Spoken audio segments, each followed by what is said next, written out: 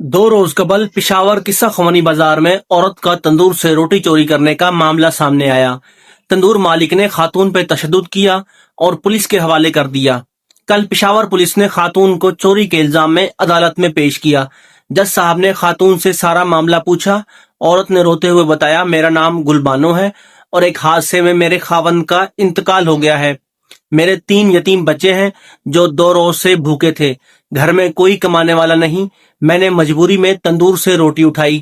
گل بانو کے جسم پر تشدد کے واضح نشانات نظر آ رہے تھے۔ جج صاحب نے سب سے پہلے تندور مالک کو گرفتار کرنے کا حکم دیا جس نے غریب بیوہ عورت پر تشدد کیا۔ تندور مالک کو 2 سال جیل کی سزا اور خاتون کو 5 لاکھ روپے ہرجانے کا فیصلہ سنایا۔